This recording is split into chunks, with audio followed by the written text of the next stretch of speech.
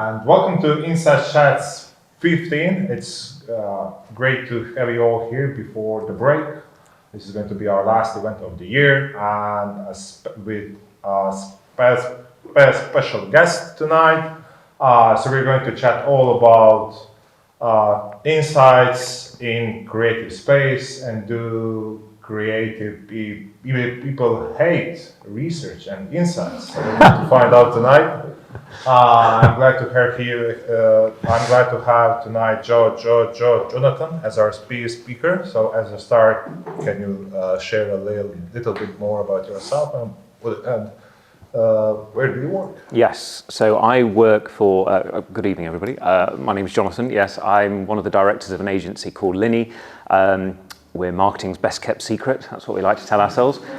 We are 173 years old, owned and still run by the Linney family, and we're based in Nottingham. And I run the creative agency, which is a 250 strong creative agency based on our campus up in Nottinghamshire. And it's a multidisciplinary agency of creative people, and I'm sure we'll touch on this throughout the conversation, creative in all sorts of different ways. I joined the business about 15 years ago and set up an insight function within what was a design agency then, which was, so I'm told, quite rare. And I'm not the least popular person anymore in the building, so I must be doing something right. But yeah, that's a little bit about me and Linney, I think. Yeah, okay, amazing. It's a really rare occasion to have agency that old, right? Is Linney one of the older ones, right? Yeah, we started out as a newspaper publishers. So for most of the family's life, they were publishing local newspapers in towns and cities most of you probably never heard of. And then about 45 years ago, they transitioned out of publishing and into marketing services. So if you imagine a newspaper, it's basically content, paper and distribution. And that's kind of the three arms of our business still. So I look after the creative agency, all about content. We still have a manufacturing part of our business, and we then have a distribution element as well, all based on the same campus. Amazing. Okay, so let's start. So how does creative process looks with a research in the equation? Yeah, it's a good question. And it's got multiple answers, I suppose, because it depends first and foremost what creative you're talking about. And I think language for me in this discussion will be really important, because the language we as researchers use and the language that creative people use often conflicts with one another. And I think the language can actually be a real barrier. And one of the challenges when we have grown our insight function within the agency is to bring people in from a traditional research background and to explain to them what different types of creativity means. So we have a creative team who are a core sort of cohort of very talented multidisciplinary designers. They've got backgrounds in everything from above-the-line ad campaigns all the way through to interior design, packaging design, architectural design. So creativity is a word that for us spans lots of different disciplines, lots of different specialisms, and therefore the way that insight integrates with it varies.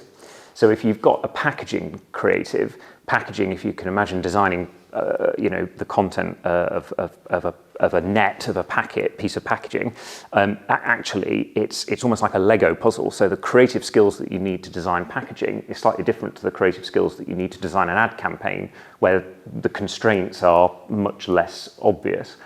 So when you're working with a packaging creative, actually in the early days, they were some of the creatives that we went fastest with, because I've always thought of insight as a way of helping the creatives work within a series of constraints, and the creatives who were most comfortable working with constraints, like packaging designers, tended to be the ones who were most open to talk about insight. So there was a kind of analogy in their heads, I think, between we've got to make this functionally perform to the position that I was trying to fly the flag for, which is this has got to perform functionally for the user or the customer or whoever's going to be interacting with it. So in those instances, the process is really clear.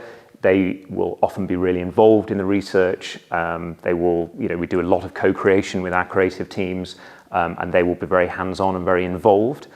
Some creatives, maybe more in the traditional ad land space, are a little bit more protective, and understandably so. We talk a lot, or I talk a lot about the creatives. All creatives have to have something of the God complex, because you're throwing some of your own sort of soul onto this empty piece of paper. So in those instances, the process is a bit more fluid, and it's often dependent on the personality of the creative. So if the creative is quite a sensitive soul, you've got to approach it in a slightly more, we've got to approach the conversation you might want to have about research in a very different way. And again, that goes back to language. So much about research feels for creatives like you're shutting down options and you're constraining creativity. Whereas what we try and do, particularly with those creatives who are, as I say, a bit more protective of their work, again, understandably so, we try and show that insight's about opening up the potential for their creativity, not shutting it down. So how can you create a process when you're working with different personas within this creative space, and some of whom have a God complex? Yeah. How do you constrain God is maybe a topic for another conversation. But the process actually helped us create some of the methodologies that have been most successful for us. So when you're working with a certain type of creative, as I said earlier, packaging is probably a good example. Interior designers tend to work with a very obvious set of constraints. So again, they're often very used to working with information that isn't purely creative. In those instances where you're working with more protective creatives, the process then becomes about using them as part of the design process, as part of the research process, and us becoming part of the design process as well. So rather than there being a research phase and a creative phase, try and blur and blend those two things, which can be quite challenging. So they're part of the journey. Absolutely. Some of the most powerful moments for me is when you get, co-creation is a great example of this. Co-creation is very powerful both from a research point of view, because you can tap into a degree of nuance that is difficult for customers to talk about in the abstract. So it's a very powerful insight methodology, but it also is very powerful for the creatives who are in the room with us and designing and working with them, because they become part of the research process and they almost take something very different away from the experience of dealing with real people, consumers, and that's really powerful. There's a kind of osmosis that goes on there. So co-creation, for example, is a really common tool that we use, because it's got a very set process. Everybody plays their particular part in it, but there is a kind of knowledge transfer that goes on, which is not as formal as, we've done some research, Mr. Creative, we'd like to come and present that to you now. It's much more involved. And just to build on that, so I would imagine when you go about hiring new members to basically join the business, the new people who have been working in research, what sort of journey do they go at Linney just to kind of adapt to this new way of working? How do you manage that? Yeah, that's a good question. Well, in some ways, I like to introduce them to the most challenging creative first. So, here's the guy who really hates research. So, everything that you think and everything that you think is important, he doesn't think is important. And everything that he will probably think is important, you probably will dismiss it. And actually we need to recalibrate. Where are the bits in the middle that we can collaborate on? Where's the common ground? And often that's about the client. We're all here to service the client and the client's aims and the client's ambition. And actually that's a really powerful motivator for creatives, and it's a really powerful motivator for insight people. So I think coalescing around a client can be really helpful, because it does away with egos. The other thing is to really make sure, and again, I keep coming back to language, is I hate the word testing. really hate the word testing, and creatives hate the word testing, because the last thing you want to do is pretend that creativity is some sort of zero-sum game where there is a winner and there's a best idea. There is an idea or a concept that might make it more likely than not that the thing that the client wants to happen will happen, but there's a lot of ifs and buts and contingencies involved with that. So I think one of the things we sometimes have to strip away from the creative and the researcher is a certainty that the creative knows what the right answer is and that the insight person knows what the right answer is. There is an answer that may be slightly more right than others, but to try and deal with that nuance rather than absolute certainties. I assume it also depends when do you bring the research in the process. Is that like at the start of the creative process or later? I assume that it's better if you bring it up front as soon as. Yeah. So they build with the research, not they build and then they test it. Yeah, absolutely. It's a bit like, we talk a lot about highway codes in our business, because it's a bit like when you're designing a road network, you don't need to rewrite the highway code. The highway code is a bank of knowledge that you can draw on. And it's the same for us. When we do quite significant pieces of research for some of our clients, it's really important, it's always been very important to me that research doesn't end up as a PowerPoint deck on someone's desktop or printed off in in the top of a drawer or something, but it's a really actionable, sort of pragmatic output that a client can tangibly use. And actually, the thing that really taught me that was working with creatives, because creatives don't want a big presentation. They want, well, give me 5 things, or give me 2 things, or give me 3 things. They really want, what am I going to do? Basically, what am I going to draw? They don't actually want you to tell them what to draw, but what is it you want me to do when I come to draw? So we talk a lot about looking around the corner of an idea, and that's really important in our research process. You want to, when you've finished a piece of research, you want to end with a document, or you want to end with some sort of artifact.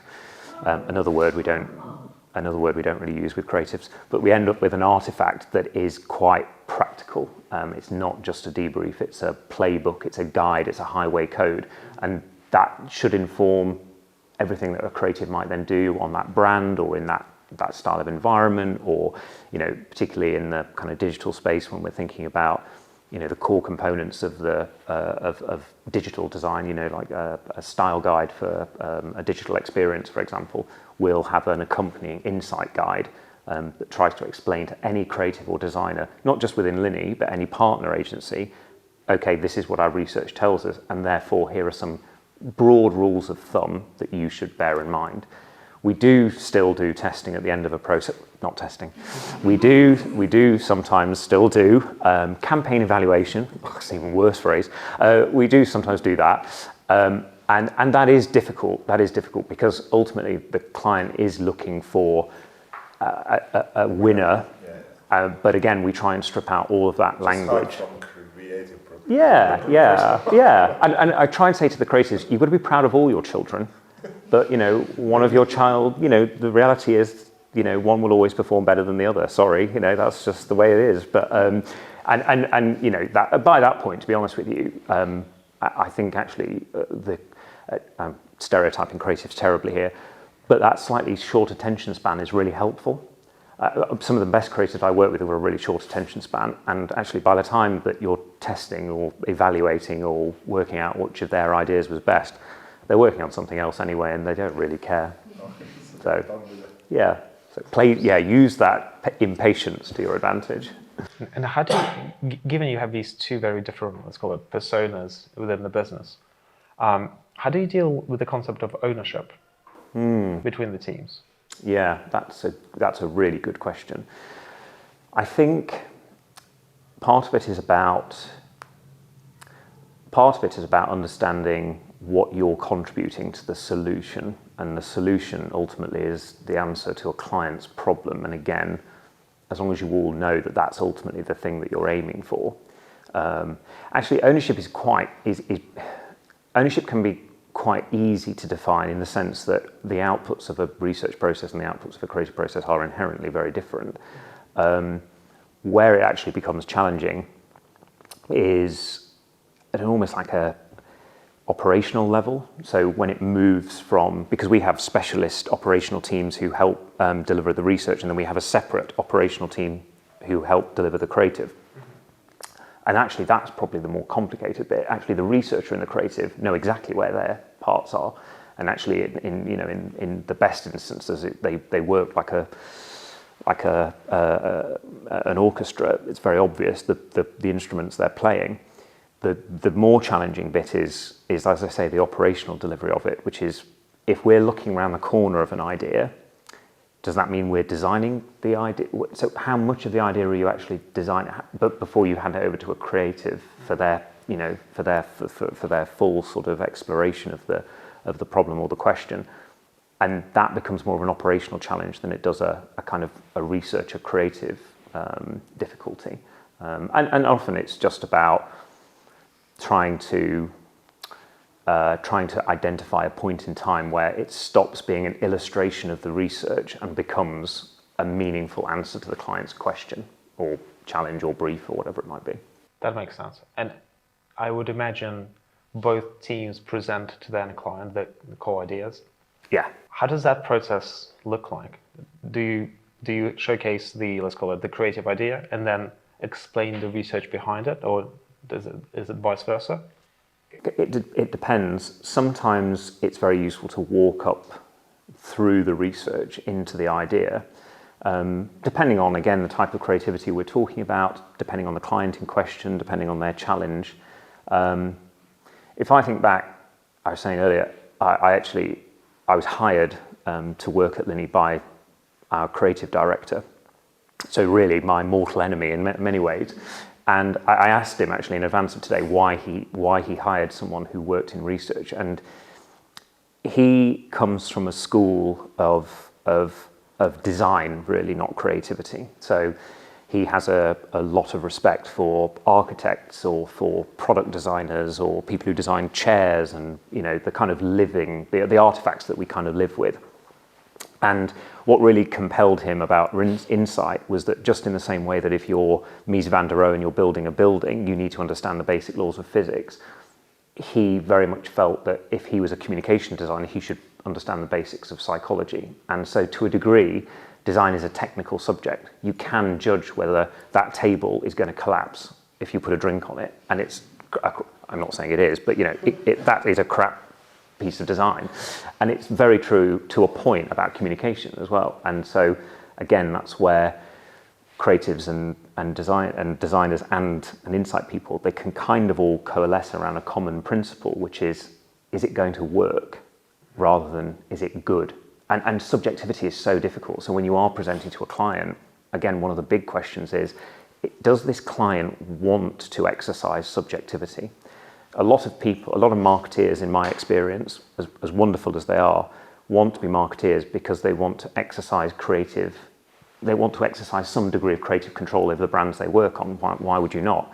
And sometimes insight can be kryptonite to that, because if you say this is the route that this is what you should do, what if the client likes this? So again, it's a bit based on the individual personality of the client as well. Sometimes the evidence we use is there to support what the client wants to talk about in internal forums and share and sort of influence their own stakeholder network.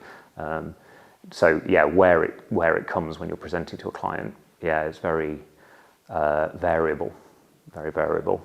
And you judge it just before the pitch? How do you go through that process? Yeah, it's a good question. I think it depends on how well you know the client. So if you're presenting some work and you've worked with them for a long time, then you can get into a bit of a cadence with it. You can get into a bit of a rhythm with it. I think in creative pitches, we sort of, about 10, 15 years ago when I joined the business, we pitched a lot, and often then it was about trying to explain why a particular route was more than just the opinion of a really good creative. So our old MD used to talk about when you find a creative or a designer you like, it's a bit like finding a hairdresser. You'll find that and you'll stay with that hairdresser forever because you trust that hairdresser, right? And I've seen that all the time. There are clients we work with and they've moved into all sorts of different roles in all sorts of parts of the world, and they'll still come back to this agency in Nottinghamshire because they really like that one creative, and they will literally pick up the phone and go, I will only work with you if that creative is working on this. So that's quite interesting when the personality is such a deep-seated part of the process. I think the dynamic in a pitch is, I mean, we've got it, I'll be honest with you, we've got it wrong just as many times as we've got it right. Sometimes you do use insight because you think this is going to be your USP. It is going to help with that conversation around subjectivity, around the fact that, okay, it's not just, do you like this idea, it's, is this idea going to work? And there are some clients who go, yeah, but I fundamentally don't like your idea. And that's really difficult as well. There are instances where good research can't justify a bad idea, and that can be a tough conversation to have as well. Once we had a client who was doing a concept test with us, creative, and they handed the creative to us, and they were saying, like, just to say, we really like the option B. And that's like, okay, that's good to know, but you know, like, fine. And what I'm trying to say is, they didn't like the results when their option B was at the first, of course. Yeah. And we have people who would say the research is amazing when it shows what we want to see, right? Mm. But it's crap when it shows what we don't want to see. Yeah. So I'm sure there's a lot of that in creative work as well. So how to battle those? Yeah, that can be a challenge, and I think we are lucky. We've only ever been accused once. Well, I say accused. We've only ever had it. We've only ever had it levelled. Yeah, we've only ever had it levelled at us once that a client wouldn't want us to do research on our creatives because essentially it's marking our own homework. And I'll be honest with you, I was actually really offended when the client said that. They weren't a client; we were pitching, and it's very hard to explain just how independent we are allowed to be.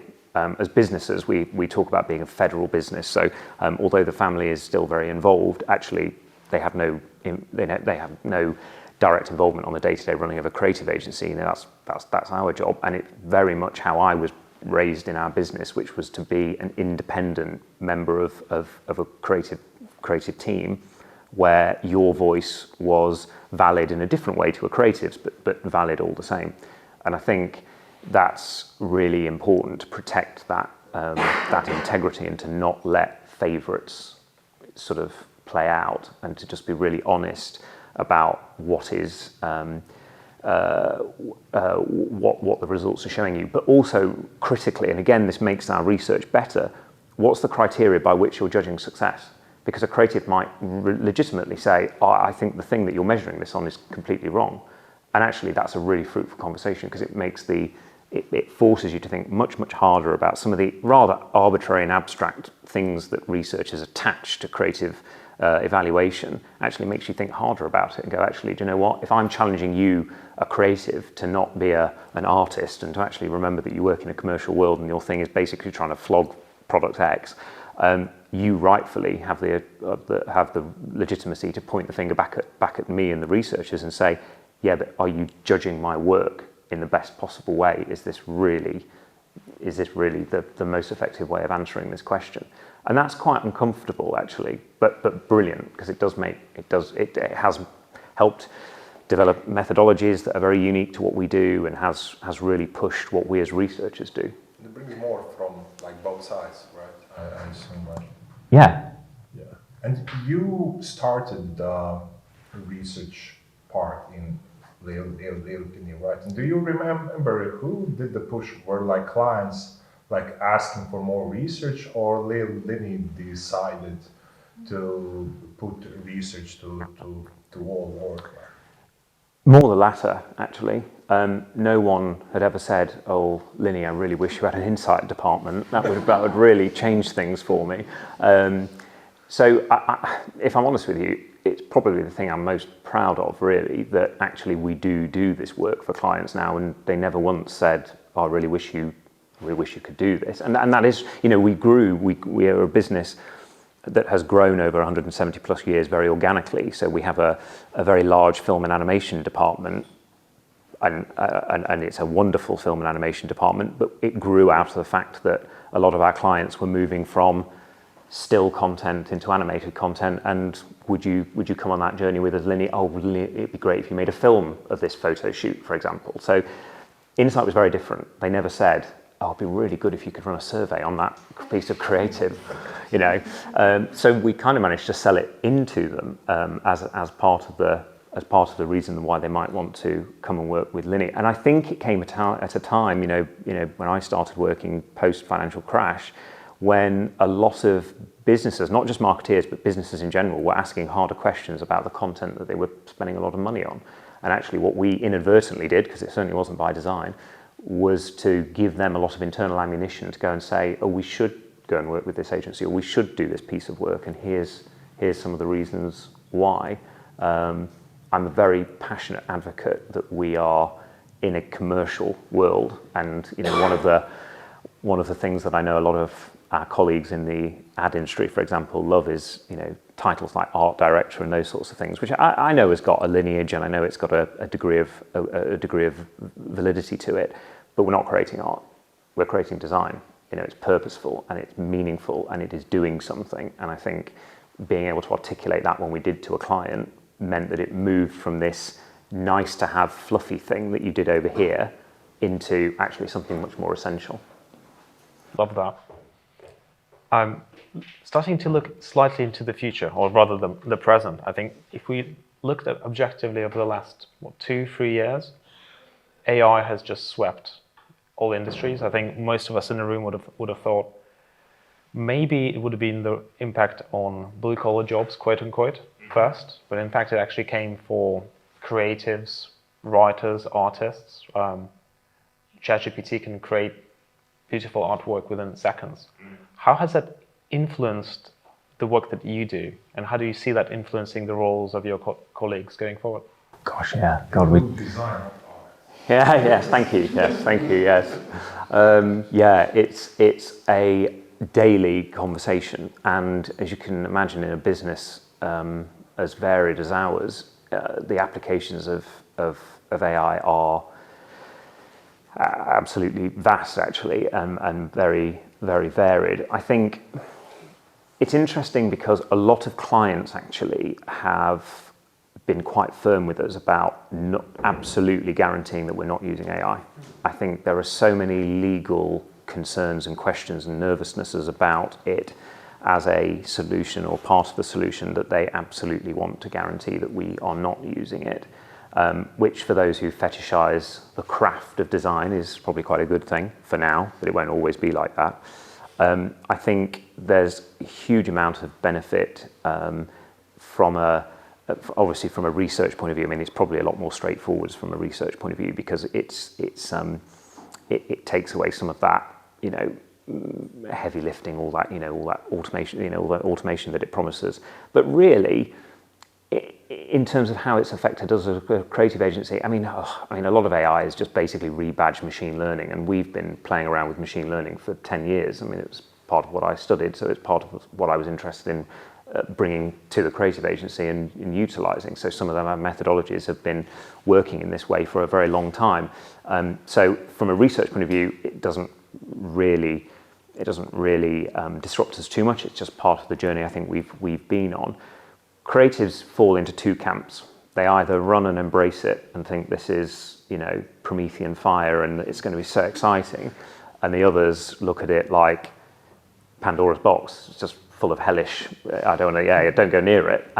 And you see the industry split into that as well. Within a matter of months, you've got agencies who are saying we don't ever want to use it and we will never use it, and coming out very strongly against it. And then you've got other agencies who set up sub-agencies who just do it. So it's very, the industry is still grappling with how it will affect creativity. I think production of creative ideas And particularly for us, when some of our methodologies rely on a lot of content, we test a lot. So we want to be testing tens of thousands, sometimes millions of creative variations. And that's quite exciting because AI can help us do that. But I think still the genesis of a really good idea and that respect for a good idea and the ability to amalgamate information from lived experience as much as it is about knowledge, I think is still the preserve of a creative. That's interesting. So you see that helping the kind of the performance creative, or maybe faster like reactive or multivariate testing sides of the business, but maybe not full on like art, right, or design. Not art, but design, for sure. And it's but it is going to challenge us. It's going to test us, rightfully so. The ability really of a creative person is to look at a new tool and think about how am I going to creatively adapt to work with it. If you're walking around a business calling yourself a creative, well, okay, be creative then. Creatively react to this new dynamic that you're working with. Creativity doesn't just mean being able to visualize something, or it's so much more than that. It should be a perspective on the world, and in that instance AI is just something else that you are creatively responding to. I mean, that's a bit glib because it is going to change quite a lot about our industry, and like you say, in the performance and social space in particular, that's changed very, very rapidly. But you're talking about an industry that is probably less than 15 years old. You all look very young, but you've probably got some people in the world have got kids who are older than some of these kind of performance and social industries that we're talking about. So they've basically been living with change since the day that they came into the marketing sphere. So again, the people who are most comfortable with it are our performance and social team, for example, in terms of the power that it can provide them in terms of creating content. But I use that word very specifically. It's not creating ideas, it's creating content, not taking away the need for the God complex. Would clients care if the design is co-created or done entirely by AI? Do you think that you do so? Do you think that you would need to point that out, that this was created with AI or entirely by AI? Yes, they do care very much. In the main, I mean, there are some clients who don't, and I think that's possibly more out of a lack of interest or awareness than it is. I think if you ask them very specifically, they generate an opinion. But most of our large clients have got a very, very strong opinion about it, and they're not. There are a few exceptions, but most are not keen at all with the idea of us using AI in that way. Again, it's pragmatic, it's legal concerns as much as it is about some lofty idea about creative integrity. I don't think they actually care about that. I mean, I'm sure they do. But it's really, am I going to get sued and lose my job over using an idea that's basically borrowed from someone else's idea? So there's a lot of work that's going into. Again, this is industry-wide. This isn't specific to Linney or any of our clients, but there's a lot of work going into closed AI ecosystems where you're more in control of the data going into it because it's inherently safer. So that will be interesting to start to see how brands utilize their own information and AI. But at the moment, any kind of freely available platform is, we've been. Yes, gently encouraged to avoid. I know before you said to me it's really important to you that research is accessible to everyone in the agency.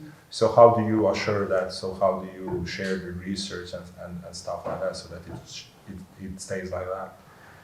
Yeah, actually, it's a really good question because I'm actually quite bad at it. I mean, I'm the sort of person who likes to talk about it, but actually, I am the kind of researcher who loves to fetishize methodology. I love what I I love the academic side of why I wanted to work in research. That really gets me motivated. But I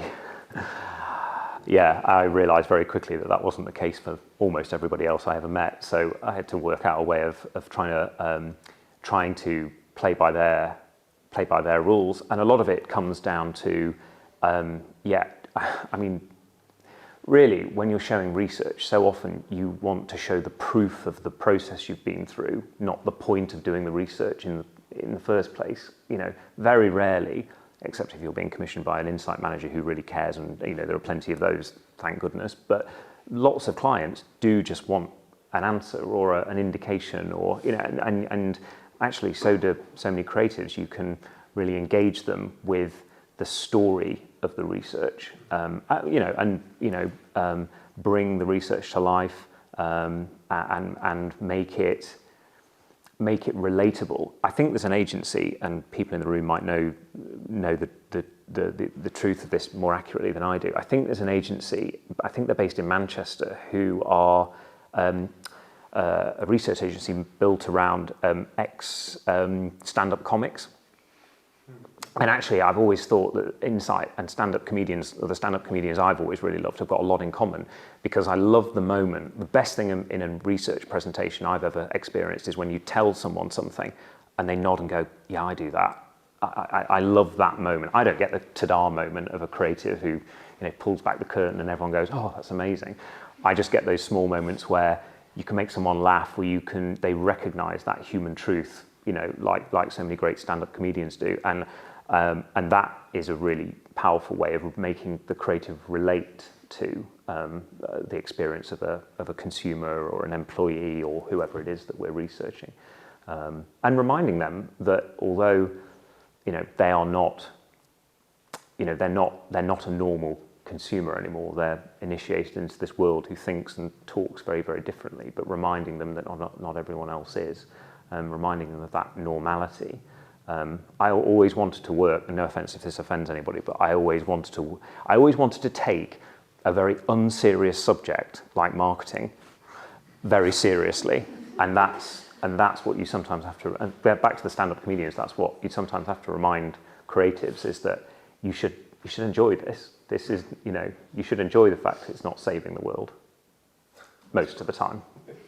I think something you mentioned before in our previous chat. Often, a lot of the things that come from research don't actually change. So the focus of research is actually to capture a trend or a human truth. Like the comics can capture that quite well. Yeah. How do your teams focus on capturing exactly that, identifying that within the research that they conduct? Yeah, funny, we were talking about this before. If your background is in behavioural science or cognitive science, actually what's most remarkable about human beings is how little they change, not how much they change. And funnily enough, I was at a market research society event a couple of weeks ago, and so many agencies talk about change. They talk about, and clearly it's a commercial strategy, obviously, to talk about the fact that we're an indispensable part of dealing with change. But I've always found the stuff that doesn't change far more interesting and far more, as I say, far more relatable. It's not the most winning commercial strategy, I must admit, if you just basically say, we've basically been the same for 200,000 years and will continue to be largely the same for the next 200,000. People don't really want to commission too much research that repeatedly tells them that. So you do have to identify the bits that do change. And the biggest effect on people's behaviour is context. And if you're lucky enough, like many of our clients are, to be able to affect the context in which someone is making a decision, that's really empowering for a creative. And it goes back to a point I was making earlier about trying to open up the possibility of creativity.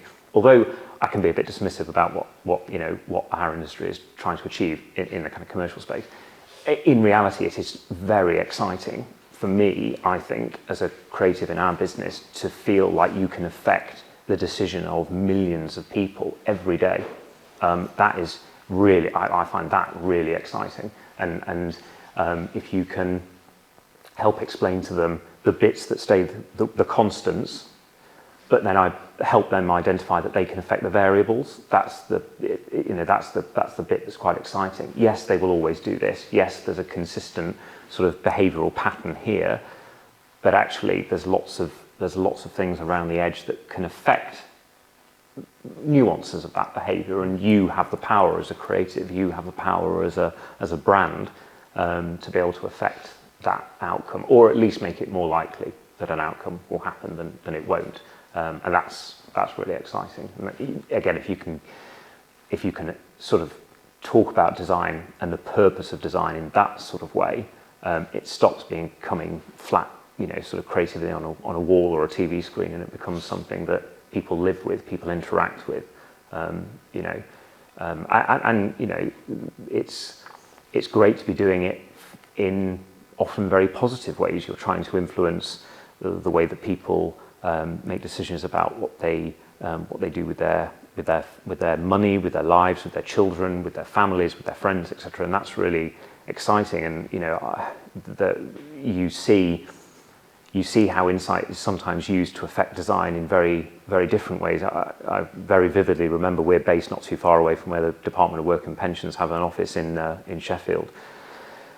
And I interviewed a UX researcher there whose entire job under the previous Tory government and the kind of hostile environment edict was to essentially invert every principle of UX, of good UX design, and make it incredibly difficult for foreign nationals to apply for residency. And so they would go through all of these web pages and go, oh, actually, that chunking's too good. Let's revert back. So he was asked to build a maze. Yeah. Wow. And it was quite staggering. I mean, they were completely dead-eyed about it. I mean, they didn't see any kind of moral qualm about this whatsoever. And I remember thinking, gosh, I feel pretty good about flogging beer. I feel pretty good about that. Yeah. So I think the power of design should never be underestimated. And again, that's the exciting thing that you can really inspire creatives with. Okay, shortly we're going to turn to Q&A, so prepare a question or two. Before that, so as you work with both, what research industry can learn from creative? Or can we learn anything? Yeah, absolutely. Power of conviction. I think a lot of researchers, because they understand nuance and the shades of grey, it means that it's quite difficult sometimes to get an answer out of them. And I talk about this as a researcher myself who goes, on the balance of things, it's a bit more complicated than you would like to think it is. But in reality, a creative, I mean, at the end of the day, is the line here or here? Is it there or there? Design, creativity is very definite. It is either this colour or this colour. It's this or that. And insight sometimes can lose sight of the fact that people ultimately need to make decisions. They need to use this information to make informed decisions, but at a point, information, and analysis paralysis, and all those sorts of things that can hold you back from making a decision. Whereas at some point, a creative has to do something. You have to fill the blank page, and so that conviction, I think, can be really powerful if you get creatives to remind insight people. That ultimately you need an answer at the end of the equation, sort of thing, or you need to make a decision, or at least help other people make a decision, and that comes with clarity and conviction. And the creatives, I just have the most enormous amount of respect for creative people. They are literally putting a bit of their soul. I said it earlier, but they really are often putting a bit of themselves out there into the world. And I find it staggering that they then just listen to all these people give their opinion about this thing that they've crafted lovingly, like this coffee table. Who am I to say that it, is or isn't a great piece of design? I didn't design it. It's not the best. This poor coffee table. I've got one of these coffee tables at home. I haven't, but yeah, it's that stand behind your convictions, and at times be quite definitive, but also be respectful of the fact that some people's work is a reflection in part of themselves, and that's true of researchers as well. But sometimes we can hide behind facts and numbers and evidence, and in reality, it's still an opinion. At some level, it is still an opinion. It's an informed opinion, but we make choices about how we arrive at that informed opinion all the time. And recognising that, I think, is liberating. And creative, just be more creative. I mean, again, it sounds a bit trite to say it, but creative people, they walk around with this badge of being creative, and that is quite liberating. You know, they behave in certain ways, you know, which is, you know, can be quite liberating for people. And sometimes, you know, when I compare more analytical people, yeah, maybe sort of staying where it's safe is Comfort zone. yeah. But occasionally, it's good to be pushed out of that comfort zone, and creatives can be quite good at doing that. Yeah, For sure. yeah. Very good. Okay, we are open for Q&A. Do we have any questions? Oh, okay. Alice was first, I think. I'm going to preface this with you would have seen this question coming a while. But I enjoyed what you were saying about kind of insight teams, creative teams and designers coming together, and the importance of design ultimately to make something work. And I just wondered what your thoughts were on whether that process was undertaken by Jaguar with the new whether they just threw all of that at the wall, or thoughts on that. Thoughts on Jaguar? Gosh, yeah, yeah, interesting. I mean, it's one of those things where sometimes you can over-ascribe a level of Machiavellianism which isn't there in people, but there is part of me that thinks, did they do this also purposefully because of how much attention, you know, did they set out thinking, what's going to really annoy Nigel? Because that will get us a lot of coverage, you know, and whether it was all sort of a very purposeful PR exercise. But then I also watched the speech at the Miami Art Fair, and then I thought, oh, maybe you're not actually that clever. So it's difficult. It's difficult to know. I could quite imagine as well. Again, this is sometimes that confirmatory trap of the other thing is certain political persuasions within certain types of organisations, and research often should be at its best when it's adding a plurality of voices, not just reaffirming the beliefs of a largely liberal advertising community. One of the both, I don't know if any of you saw it, but I would strongly recommend you watch it. It might have been in the TV drama.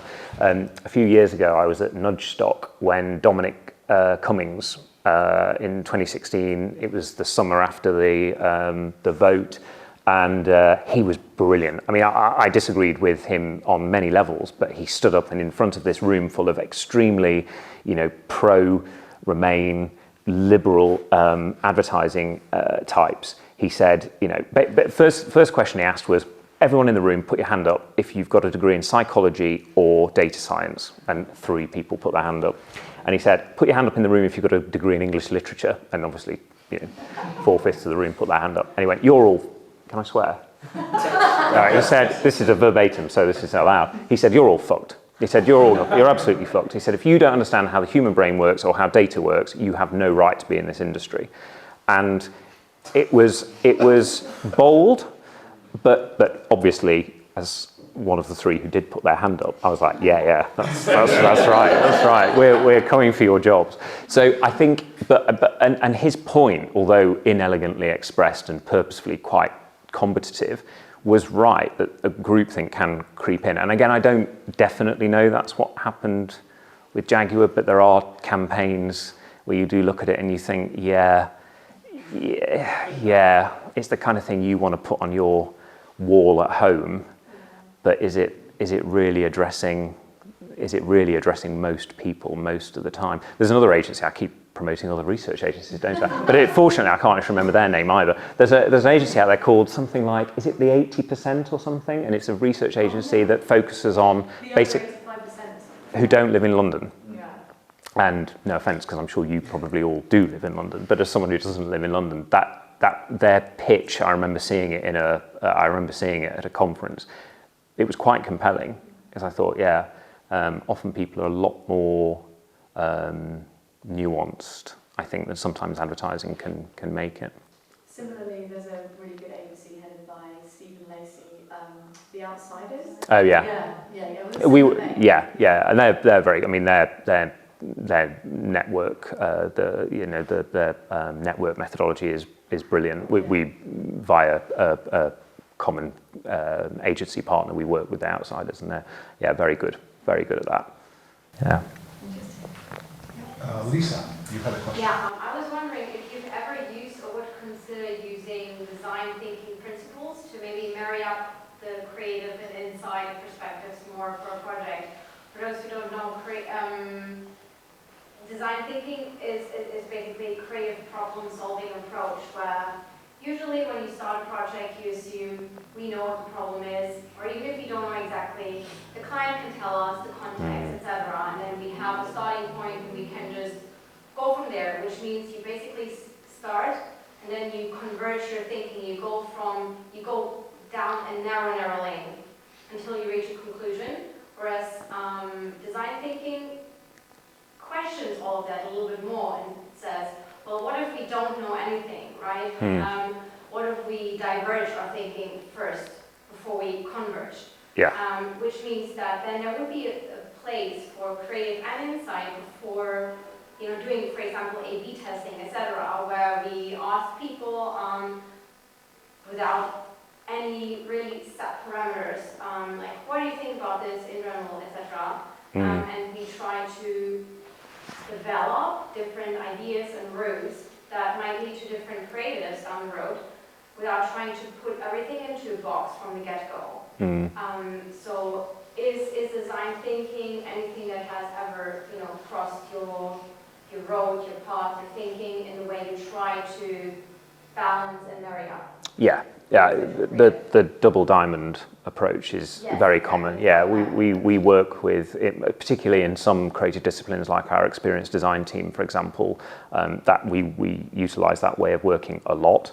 And again, I would probably say, I remember 10 years ago, we had it was almost by happenstance, but then nothing happens by accident in these things. We had a wall that kind of semi-divided our digital creative team from our traditional creative team. And they, a bit like the digital designers on the right, who were very used to design thinking practices. Loughborough University has an absolutely outstanding design school. It's just up the road from us, so we benefit a lot from both researchers and creatives who come through that process. So they know it very well, and they're comfortable with process, and they're comfortable with that process. So that divide. There was when Insight sort of started at the agency, there was a huge demand from the digital side of what we did because we encouraged and supported that design thinking. Don Norman is absolutely. He's spoken at the agency a couple of times. I am a big advocate for what he's able to do, and again, because of the influence he's had on lots of brands that creatives hold up in very high regard. Obviously, namely Apple, you can use that as a sort of Trojan horse to sort of bring more traditional creatives into this way of thinking. Again, it's about expanding design opportunities rather than just closing them down. And you're right, at some point you do have to narrow the options down, but actually that process can be really safe. One of the biggest challenges is actually the word creative, if I'm honest with you. I much prefer the word design. I think it's much more focused, much more purposeful. There's a brilliant book, again, I can't remember the guy's name who wrote it, but this year, maybe about 6 months ago, there was a book by an American sociologist who charted the history of the 20th century of the word creative and where it came from. It's really fascinating, absolutely fascinating. I have to say, you get to the end of the book and I didn't dislodge my dislike of the word, but that ability to use design thinking is really powerful, and actually just again it makes creatives feel more and designers feel more essential rather than a nice to have, because now this is a skill that everybody wants to bring into their business practice. All those those kind of less creative parts of organizations who used to think creativity was the remit of marketing and nowhere else. Now they're desperate for it, and actually that is an opportunity for creatives to expand who they can influence, because the thing that they do is now in very high demand from a whole host of people who maybe 20 years ago thought they were a waste of time and money. I think we have time for one more. Anyone? Yes, I do. What's your favourite thing that you've ever found out from the research process or a research agency? Or that you've seen someone else find out? What's the thing that I most enjoyed finding out. I love researching with families. I don't have one. So I always feel like a bit of an outsider. And two things spring to mind. One was watching a family go through a drive-through. And we had strapped them up with various biometric bits of tech, and we charted their anxiety going through a drive-through and trying to explain to the client how stressful it was as a family going through a drive-through. And now I'm very proud to say the client will often talk about, and this is probably 10 years on, the client will talk about how stressful it is to go through a drive-through, and yet for 30 years they'd convinced themselves that the drive-through is the easiest thing in the world. I mean, and the ability to see, children, the thing of seeing the sky sign and that starting a whole sort of domino effect of stress, and then choosing the lane, that was really fascinating, and then looking in your rear view mirror, so oh God, someone behind me, God, now I've got it, oh God. And we used to have this thing, no offense to anyone who drives a Vauxhall Zafira, we used to have this thing we used to call the Vauxhall Zafira effect, because if you were a customer going into a drive-through lane, you never wanted to be behind a Vauxhall Zafira, because that was the family car du jour, and they would be a bloody nightmare, and you'd be stuck behind them for ages. So I loved all of that. The other thing I really loved was from an ethnographic study we did for a grocer, and we were watching, and it was brilliant, because we actually pointed it out in a co-creation session to the respondent, and it was brilliant. There was one particular parent, although we saw it replicated across a number of different families, that would change their young daughter into these quite formal outfits when their mother-in-law was coming over, and they came over a lot. I mean, a lot. We were filming in this house for nearly 6 weeks, and crikey, the mother-in-law was there almost as much as the parents, and so which was always quite funny. And so this poor little baby, most of the time, was crawling around in, just actually, just in a nappy quite a lot of the time, just kind of enjoying herself. And then as soon as the mother-in-law came over, she was trussed up in this dress, and she looked like a Victorian doll. And she couldn't crawl, like she kept getting caught in the dress, and she was really unhappy and really uncomfortable. And you could see this play out day after day after day. And that created the client being able to identify that, see it replicated in other families, pointing it out to the customer in a co-creation session with the client. They then went on to design an entire range of more formal sort of baby leisure wear. So if you wanted to still dress your kids up for that special visitor, you can, but the kid can still crawl and get around the house and not trip over the dress and stuff. And that was, if I feel like I've added anything to the world, I have liberated young children to be able to crawl with freedom. So yeah, I love those moments where you're able to point out things that the customer didn't, back to the comedy, back to the observational comedy thing, and to evidence it with video. We do a lot of filming, and it's really great to be able to point that out. Yeah, I mean, the mother felt quite terrible actually when we pointed it out, so we had to reassure her she wasn't the only one. But yeah, that was really good. Yeah, that was really good. Do you really need to?